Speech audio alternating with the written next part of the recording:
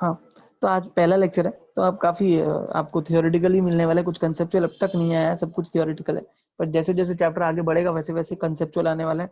कोई भी lecture miss मत करना वरना समझ में नहीं आएगा। हाँ, मैं आपको पहले ही बता रहा हूँ ये बात।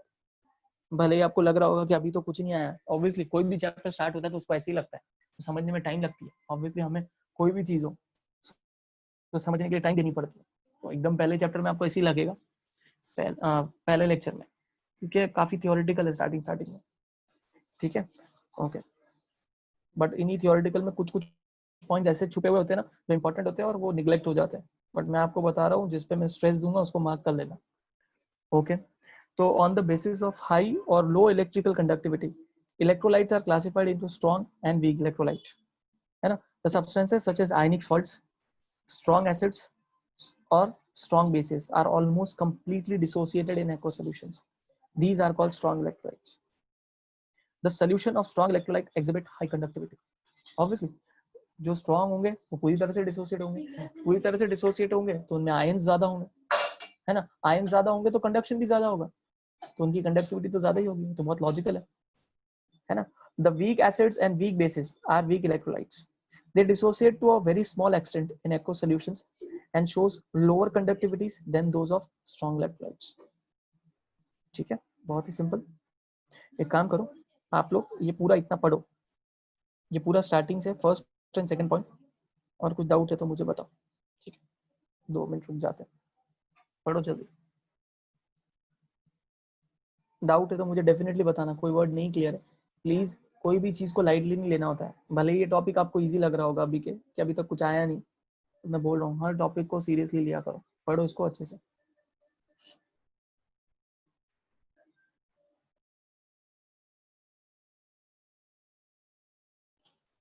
पढ़ के हो जाए तो मुझे बता देना मैसेज करके, और डाउट रहेगा तो भी बता देना, ठीक है।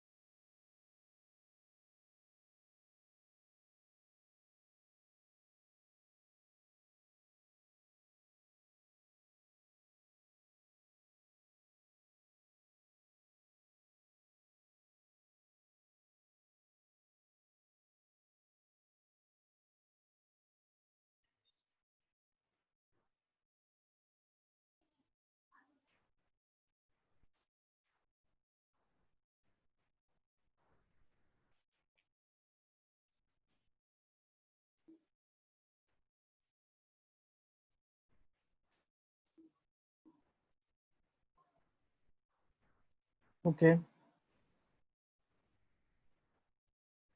देखो काफी सिंपल है बट पढ़ना है। हाँ, कुछ भी चीजें ओवर कॉन्फिडेंस अच्छा नहीं है कहीं पे भी हो, टॉपिक इजी हो टफ हो, प्लीज लेक्चर अच्छे से अटेंड करना, हर चीज अच्छे समझ में आएगा, हर टाइप का कॉन्फिडेंस रहेगा। कोई एग्जाम आपको tough, CET specially CET exam आपको बिल्कुल भी टफ नहीं लगने वाली है, सब कुछ इसी में से ही आएगा सीईटी में। ठीक है, सीईटी गवर्नमेंट एंट्रेंस टेस्ट जो आपका स्टेट जो ऑर्गेनाइज करता है एग्जाम को, वो गवर्नमेंट टेक्स्ट बुक से आता है, GTB. GTB is government text book. ठीक है, आपको कोई भी उससे रिलेटेड डाउट होगा तो आप मुझे बता सकते हैं, टेंशन लेने वाली कोई बात नहीं है, मैं आपको पहले ही बता रहा हूँ। आप बिल्कुल डरने वाली कोई बात नहीं है, एकदम स्ट्रेट फॉरवर्ड आता है सीईटी एग्जाम, एकदम स्ट्रेट फॉरवर्ड आता है, इसमें से आएगा। सीईटी में अगर कुछ ध्यान रखने वाली बात है, पेपर तो इतना सिंपल आता है, वन लाइनर टाइप क्वेश्चन आता है। क्यों? उसके पीछे रीजन भी है, रीजन ये है कि टाइम कम होता है ना, हमारे पास टाइम कम होता है, 1.5 घंटा रहता है। अब पता नहीं अभी अभी बुक चेंज किया है, भरोसा नहीं है, लोग पैटर्न चेंज करते रहते हैं, बट जो अभी तक पैटर्न आ रहा है वो मैं आपको बता देता हूँ। पैटर्न कुछ इस तरह से 1.5 घंटा रहता है, 1.5 घंटे में आपको फिजिक्स और केमिस्ट्री दोनों करना होता है। वो एक चैलेंजिंग पार्ट है।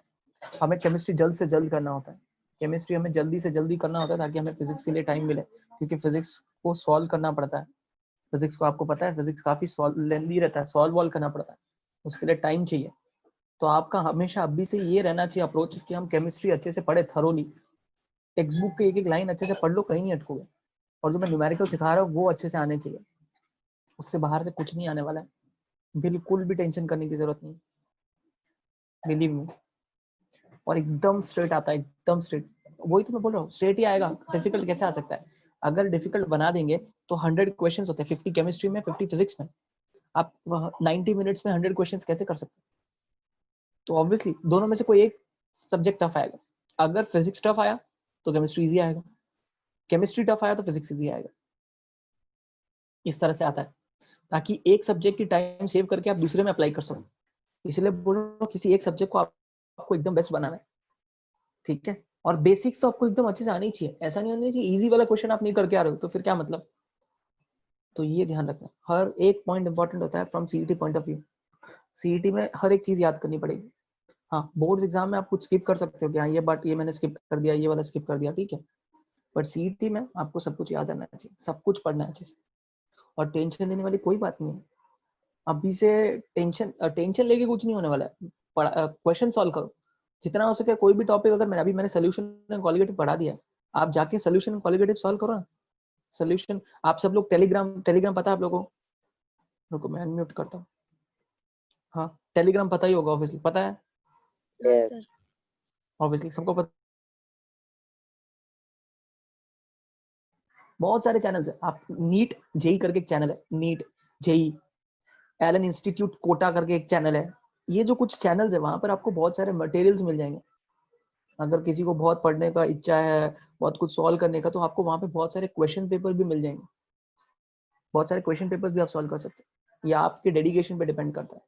टेलीग्राम पे आप चैनल जो है वो सर्च करके देखो, आपको मिल जाएगा, कुछ भी जो पढ़ना है आपको सब कुछ मिल जाएगा, डिटेल में चाहिए डिटेल में मिल जाएगा, सब कुछ अवेलेबल है।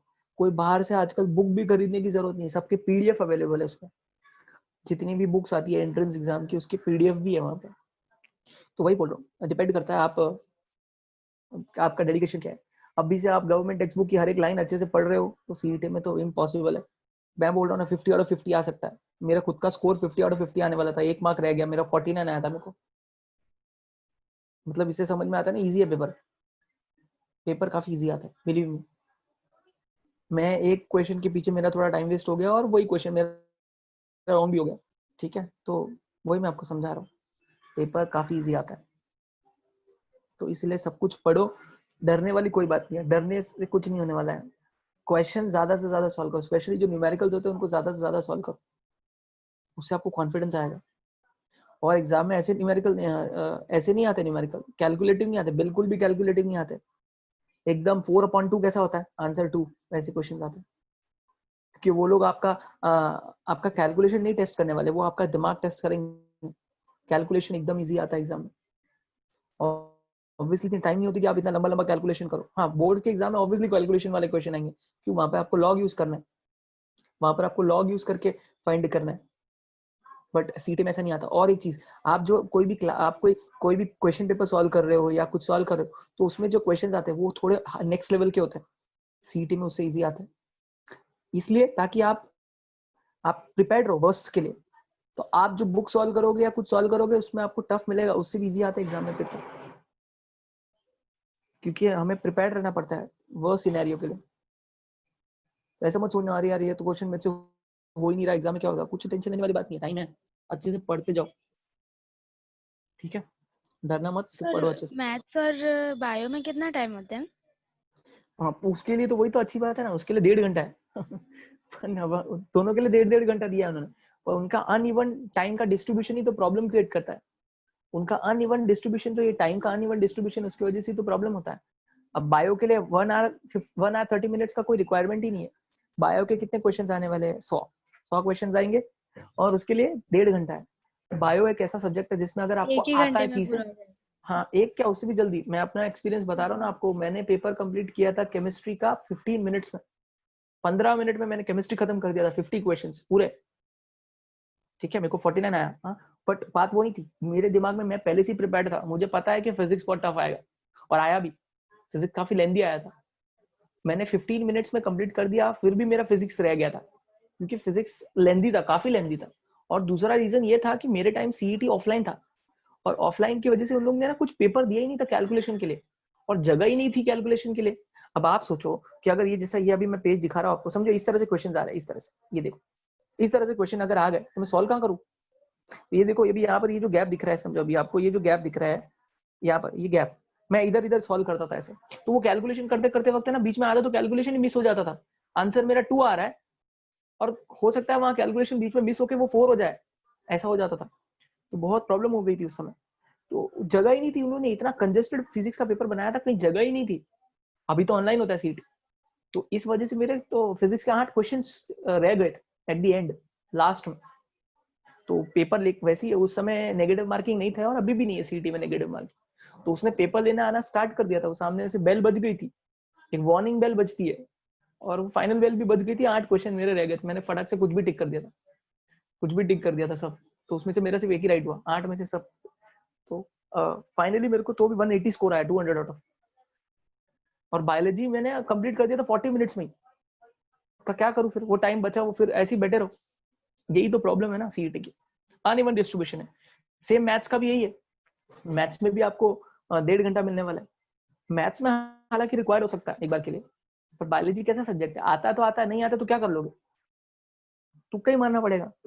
बायोलॉजी ऐसा सब्जेक्ट है ना। फिजिक्स में हमें बहुत सारी टाइम, अब अगर यही टाइम अगर उन्होंने ऐसा दिया होता है कि चलो आपको तीनों सब्जेक्ट दे देते हैं और 3 आवर्स में करो, तो आराम से बायो फटाक से हो जाएगा, केमिस्ट्री भी फटाक से हो जाएगा, बचा हुआ टाइम आराम से फिजिक्स कर सकते हैं। बट यही नहीं है ना सीईटी में, तो सीईटी भी एक तरह से चैलेंजिंग है, फिजिक्स केमिस्ट्री वाला पेपर बहुत चैलेंजिंग होता है। तो यही बोल रहा हूँ मैं आपको कि किसी एक सब्जेक्ट को आप स्ट्रॉन्ग कर लो, जो आपको लगता है, आपको जो लगता है, आपको कौन सा इजी लगता है आपके ऊपर है, जो सब्जेक्ट आपको इजी लगता है उसको एकदम अच्छे से प्रिपेयर करके जाओ, ताकि वो सब्जेक्ट 15-20 मिनट में हो जाए, ऐसा होना चाहिए प्रिपरेशन, और हो भी जाता है। मैंने बहुत पढ़ा था इस टेक्स्ट बुक को लेकर, सब कुछ जो पहले वाली प्रीवियस टेक्स्ट बुक है, इसीलिए मुझे उसके हर एक पॉइंट पता है, कहाँ पर क्या है, कहाँ पर क्या रॉन्ग है, सब पता है। अब ये न्यू टेक्स्ट बुक आ गई इसलिए थोड़ा सा प्रॉब्लम हो रहा है, बट क्या है वही सब चीजें लिखी है, कंसेप्ट चेंज होने वाले नहीं है। ठीक है, तो यही बोल रहा हूँ, किसी को और कोई डाउट है इससे रिलेटेड तो बताओ मुझे, कुछ पूछना है, किसी को कोई डर है या कुछ है, कुछ प्रॉब्लम है, मुझे पूछ सकते हो, बिंदास पूछो, मुझे कोई प्रॉब्लम नहीं है। क्योंकि प्रॉब्लम ये है, एक और चीज ये है कि आप लोग का ऐसे साल ऐसे ही जा रहा है, एग्जाम ऐसे ही आ जाएगी, पता ही नहीं चलेगा, है ना। एग्जाम तो अभी आ जाएगी थोड़े टाइम बाद, क्योंकि तो लॉकडाउन लॉकडाउन लॉकडाउन ही होते जा रहा है सब कुछ। ये एक है, तो उसको यूटिलाइज करके पढ़ना, बैठ के टाइम वेस्ट मत करना। चांस है आपके पास, कॉलेज तो जाना नहीं पड़ता है, तो उसी को यूटिलाइज करके घर पे पढ़ो, टेक्स्ट बुक अच्छे से पढ़ो। सीईटी के लिए सिर्फ टेक्स्ट बुक्स, सीईटी के लिए सिर्फ टेक्स्ट बुक्स की जरूरत होती है। किसी को कोई डाउट है इससे रिलेटेड, पूछना है कुछ भी तो पूछ सकते हो, कुछ भी पूछना है किसी को, या फिर हम आगे कंटिन्यू करते हैं। वरना आप कभी भी पूछ सकते हो, कोई प्रॉब्लम नहीं है। जब कभी भी लेक्चर में आपको कोई भी डाउट होता है किसी भी एग्जाम से रिलेटेड, आप मुझसे पूछ सकते हो। ठीक है, हाँ, आप इंजीनियरिंग के बारे में मुझे डिटेल में पूछोगे, मुझे नहीं आता क्योंकि मैं इंजीनियर नहीं हूँ। मेडिकल फील्ड से कुछ भी पूछोगे डिटेल में, मैं आपको सब कुछ बता दूंगा। ठीक है, मुझे बाकी फील्ड के बारे में कुछ पता नहीं। हाँ, एंट्रेंस तक सब पता है मुझे, कि एंट्रेंस तक क्या करना है, कैसे प्रिपेयर करना है, सब पता है। उसके आगे का पूछोगे तो नहीं पता मुझे, इंजीनियरिंग कॉलेज में क्या होता है, कैसा है, ये सब नहीं पता मुझे, बिल्कुल नहीं पता ये सब। ठीक है, चलो, तो आई होप इतना पढ़ लिया होगा आपने। यस किसी सर। को कोई डाउट है? इसमें तो कुछ डाउट होने की बात ही नहीं है, मेरे को नहीं लगता, इजी है। चलो आगे बढ़ते हैं। Remember, electrolyte is a compound that conducts electricity when molten or in aqueous solution and break down into ions during electrolysis. Perfect definition actually है। सामने अगर इलेक्ट्रोलाइट की डेफिनेशन लिखनी है तो यही लिखना। इलेक्ट्रोलाइट एक ऐसा कंपाउंड होता है जो इलेक्ट्रिसिटी कंडक्ट करता है मोल्टन स्टेट में भी और एक्वा सोल्यूशन में, ये ध्यान रखना। मोल्टन में भी कंडक्ट कर सकता है और एक्वा सोल्यूशन में भी कंडक्ट कर सकता है। ठीक है, यहाँ तक अभी पूरा थियोरेटिकल हो गया, अभी कैलकुलेशन आने वाला है और कंसेप्चुअल आने वाला है। यहाँ तक सारा कैलकुलेशन था, यहाँ तक सारा थियोरेटिकल था। आप देख सकते हो अभी कैलकुलेशन आने वाले और इंपॉर्टेंट भी आने वाला है, ध्यान देना पूरा। ठीक है, ओके चलो। अब ये इलेक्ट्रोलाइट हम कब से कंडक्टिविटी कंडक्टिविटी पढ़ रहे हैं, होता क्या कंडक्टिविटी, क्या होता है, ये सब अभी पढ़ने वाले हैं। चलो देखो क्या है electrical conductance of a solution. Conductance एकदम सिंपल बात। मुझे बताओ, आप सबको रेजिस्टेंस पता ही है। रेजिस्टेंस का जो इनवर्स होता है that is known as conductance. Resistance का उल्टा इज कंडक्टेंस। और हम सबको पता है रेजिस्टेंस का फॉर्मूला क्या है, V is equals to IR होता है। तो R कितना होगा, V बाय I, आपके सामने है ये रहा। कंडक्टेंस क्या होता है, 1 by R। Reciprocal of resistance is known as conductance. तो मुझे बताओ कंडक्टेंस का फॉर्मूला क्या हो जाएगा फिर, I by V। I by V समझ में आया। अगर आपको कंडक्टेंस निकालना है तो आप पहले रेजिस्टेंस निकालो और रेजिस्टेंस का रेसिप्रोकल ले लो, कंडक्टेंस मिल जाएगा। समझा? Yes sir. तो आप मुझे बताओ, अगर इतना समझ में आया तो मुझे बताओ कंडक्टेंस की यूनिट क्या होनी चाहिए। फिर हमें देखने वाले वैसे क्या यूनिट होनी चाहिए कंडक्टेंस की, ohm inverse. Ohm inverse, perfect, ओम इनवर्स। या और आपको नहीं पता होगा, मैं बताता हूँ। तो कितना मोह। अजीब है, मो, हाँ वो तो होता है ओम जो है, सीमेन होता है। हाँ लोगों ने स्पेलिंग को भी उल्टा कॉपी किया है। तो आप इसकी यूनिट मो भी होती है, मो भी है, मो भी यूनिट है, ओम इनवर्स भी है, एक और यूनिट है Simon.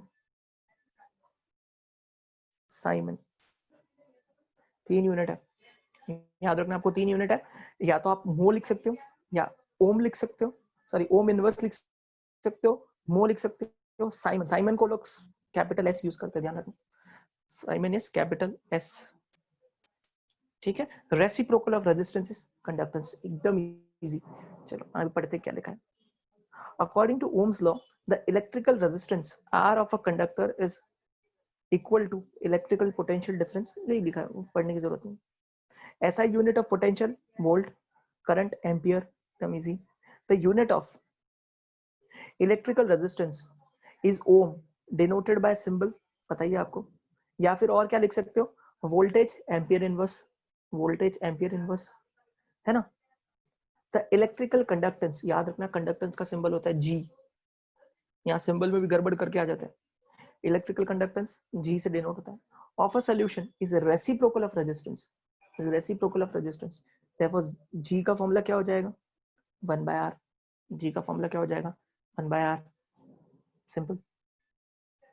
Okay, the SI unit of G is Simon, मैंने आपको बता दिया, ये याद रखना। SI यूनिट एग्जाम में पूछते हैं, है ना। SI यूनिट क्या है, साइमन, याद रखना इसको। SI unit of G is Simon, very important. ठीक है, okay. Denoted by capital S, ये भी मैंने आपको बता दिया। विच इज इक्वल्स टू, जो किसके बराबर होता है, ohm inverse. Therefore we write ohm inverse, या फिर हम क्या लिख सकते हैं इसका उल्टा। यहाँ पे क्या है, वी ए इनवर्स है ना, तो यहाँ पे क्या हो जाएगा, ए वी इनवर्स। देखो ए वी इनवर्स, ठीक है ना। और क्या लिख सकते हैं, सी वी इनवर्स एस इनवर्स। ये क्या है, ये भी इजी है, देखो ये कुछ नहीं है। तो लोग अलग अलग तरीके से एग्जाम में दे सकते हो, आप कंफ्यूज हो जाओगे, एकदम सिंपल है। हमें पता है, मैं पूरा बताता हूँ। V is equals to I R, right. R is equals to V by I, है ना। तो 1 बाय R क्या हो जाएगा, I बाय V। पर हमें पता है Q is equals to IT होता है, ये भी पता होगा फिजिक्स से। Q is equals to IT होता है, तो I क्या हो जाएगा, Q बाय T। I क्या हो जाएगा, तो मैं I की जगह क्या लिख रहा हूँ, Q बाय T, और नीचे V है ही। Q का पता है आपको, कूलम होता है। Q का क्या होता है, कूलम। तो यूनिट क्या बन जाएगी, कूलम।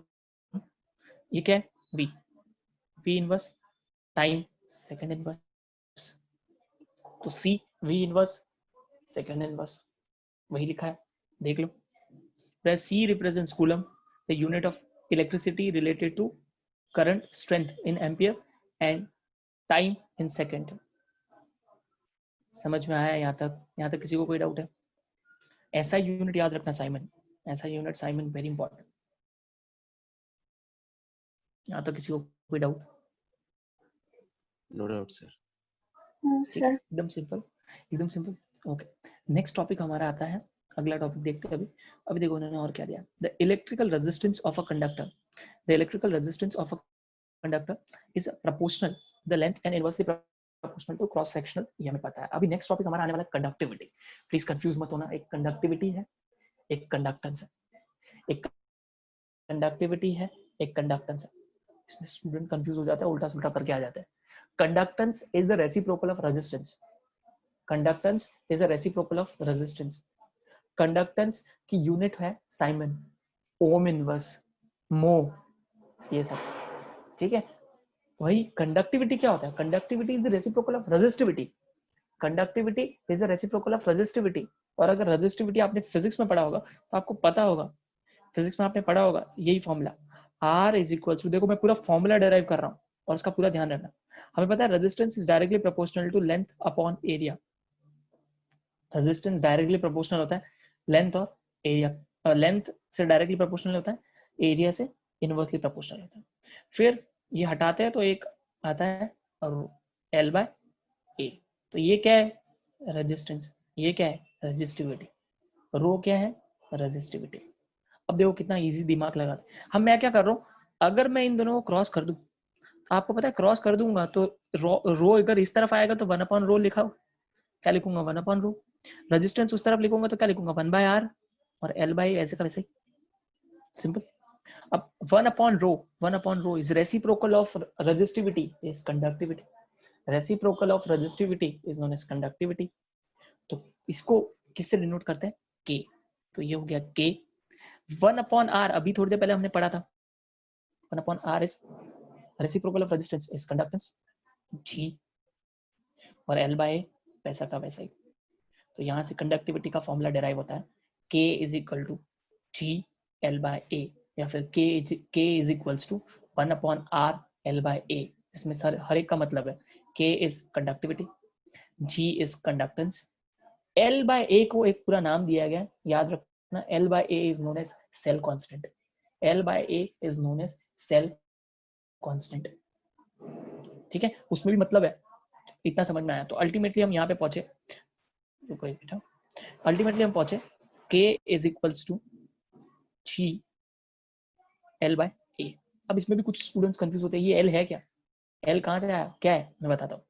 जब आप कोई भी इलेक्ट्रोलाइटिक कंडक्टर ले रहे हो तो उसमें जो इलेक्ट्रोड्स होते हैं, तो ये इलेक्ट्रोड हो गया, ये एक इलेक्ट्रोड हो गया, ये दूसरा इलेक्ट्रोड हो गया। ध्यान देना मैं जो बोल रहा हूँ।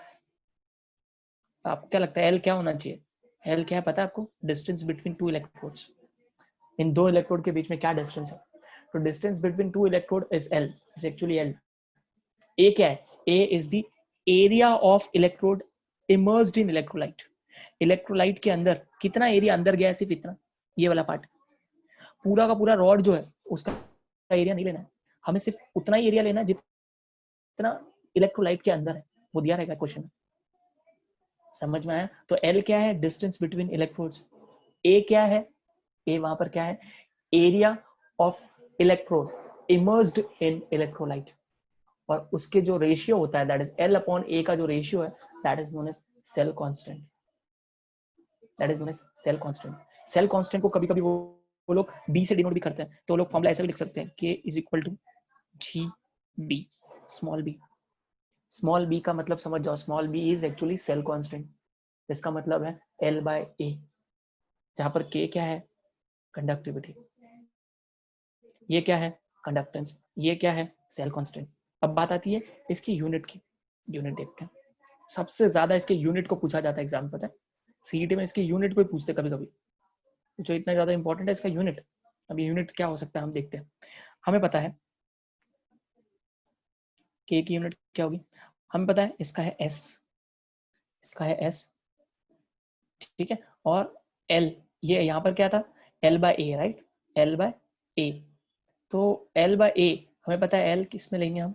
सेंटीमीटर, और ये किस में रहेगा? Centimetre square. तो क्या आ जाएगा unit?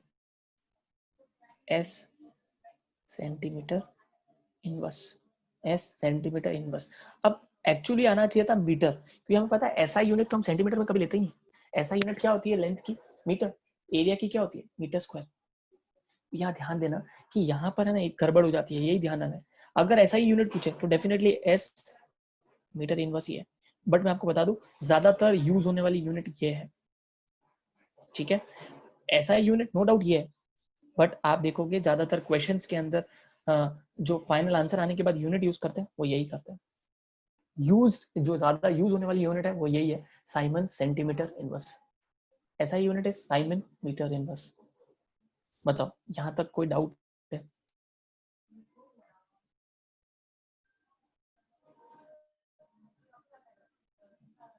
Please reply. No no sir. Doubt sir. ठीक है, ये पूरा कंसेप्ट है, यहाँ से पूरा कंसेप्ट आ गया। यहाँ से कुछ लोग तो गायब ही हो गए, 21 लोग हैं। बाप रे, प्रॉब्लम आ जाएगी। चलो कोई बात नहीं, आपकी मर्जी। तो यही मैंने आपको जो समझाया ये सब यहाँ पर दिया होगा शॉर्ट में, पूरा वही सब लिखा। अल्टीमेटली लास्ट तक यही पहुंचे होंगे। देखो आप देख सकते हो अल्टीमेटली यही पहुंचे, k is equal to G L by, मैंने भी आपको यही समझाया। जी को क्या लिख सकते हैं, 1 बाय आर, एल बाई वही होता है। ठीक है, आधी चीज बस पढ़ लेते हैं इसमें क्या दिया। चलो ओके। तो the electrical resistance of a conductor is proportional to length and inversely proportional to cross sectional area A। thus मैंने देखो आपको यही समझाया, तो ये मैं पढ़ नहीं रहा हूँ। वहां पर जहां पर रो क्या है, प्रोपोर्शनैलिटी कांस्टेंट, जिस called resistivity of the conductor. It is the resistance. अभी आपको बताओ रो की अगर आपको डेफिनेशन लिखनी है तो आप क्या लिखोगे, रो की डेफिनेशन क्या लिखोगे? मैंने आपको क्या सिखाया, कभी भी कांस्टेंट का डेफिनेशन कैसे लिया जाता है, वापस देखते हैं। कांस्टेंट का डेफिनेशन क्या होगा, अभी क्या है, r is equals to rho L by A. तो डेफिनेशन क्या होगा, रो is equals to resistance of the conductor when the length is 1 meter and area of the cross section is 1 meter square। अगर इन दोनों को मैं 1 1 बना दूं तो r किसके बराबर हो जाएगा, रो।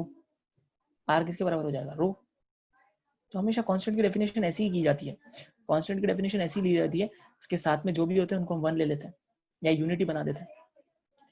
ठीक है, आप देख लो डेफिनेशन क्या है, क्या लिखा है देखो।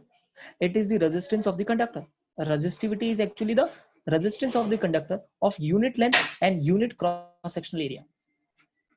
समझ में आया?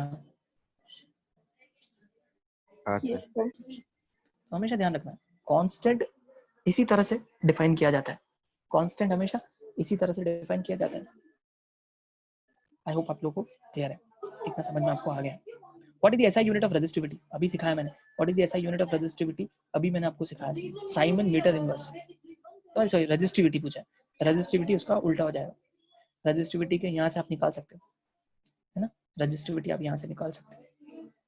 तो बता सकता है क्या यूनिट आएगी, मैसेज करो, रेजिस्टिविटी की क्या यूनिट होनी चाहिए। इलेक्ट्रोकेमिस्ट्री काफी इंटरेस्टिंग, आगे आगे जाएगा तो, और कैलकुलेशन भी बहुत है। चलो इसका आंसर निकालो, मैसेज करना मुझे। What is the SI unit of resistivity?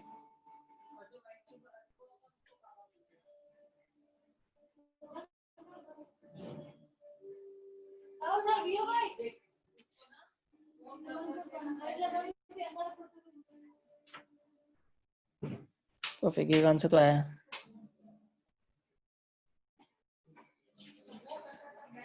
Okay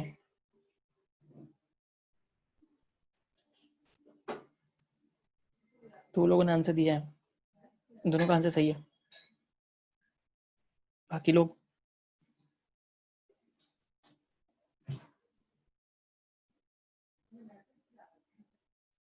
क्या है formula, R is equals to rho L by A. हमें किसका यूनिट निकालना है, रेजिस्टिविटी। ये हो जाएगा, इसका क्या होता है, ओम, इसका मीटर स्क्वायर, नीचे मीटर, क्या आंसर आएगा, ओ मीटर। क्या आ जाएगा, ओम मीटर, ओम मीटर। समझ में आया? ऐसा unit of resistivity ohm metre. ठीक है, काफी कंसेप्चुअल चैप्टर है, एकदम कंसेप्चुअल है, बहुत मजा आएगा आगे आगे जैसे जैसे हम आगे जाएंगे।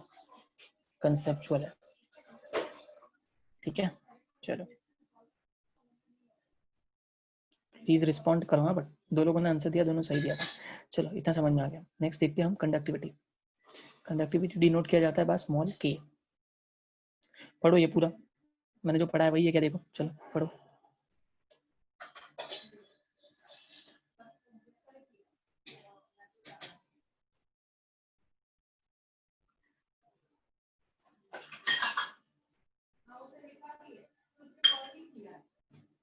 5.4 इक्वेशन तक पढ़ा क्या? किसी को कोई डाउट है? अगर resistance directly proportional to L upon A होता है तो रेजिस्टेंस का उल्टा कंडक्टेंस है, तो G क्या हो जाएगा? Directly proportional to A upon L हो जाएगा। और वहां पर कांस्टेंट लाओगे तो क्या आ जाएगा? वहां पर रो था, यहाँ पर क्या आ गया? K। K क्या है? कंडक्टिविटी।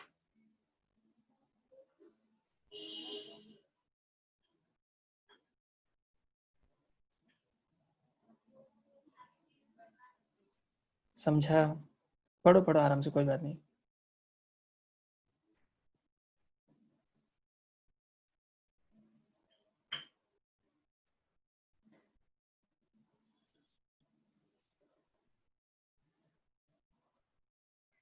हो जाए तो मुझे बता देना। आप लोगों के इसके पहले भी लेक्चर था क्या? कॉलेज वॉलेज का कुछ था क्या? रिस्पॉन्ड क्यों नहीं करते हो? टायर्ड हो क्या? कुछ लोग चले भी गए।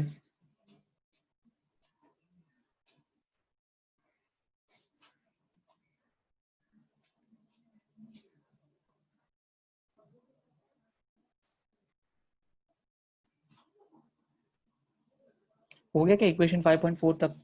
किसी को कोई डाउट है क्या?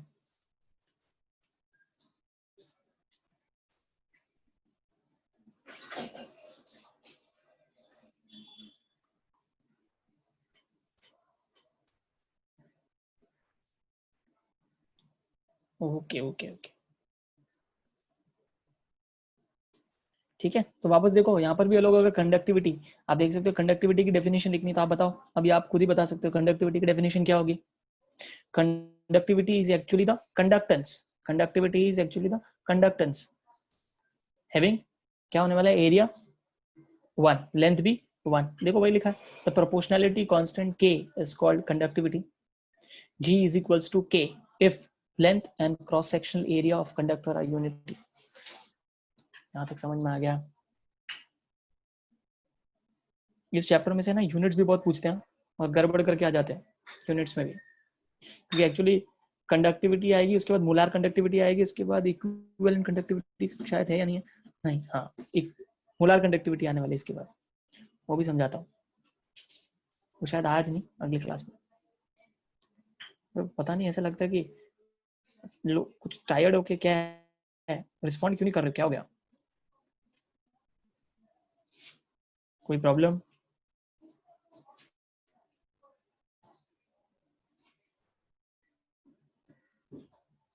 स्टार्टिंग में जब लेक्चर स्टार्ट किया था 28 है, 19 दिख रहा है। क्या हो गया बताओ तो। क्या आप लोग का कुछ कॉलेज वॉलेज का था क्या, कुछ ऐसा कुछ?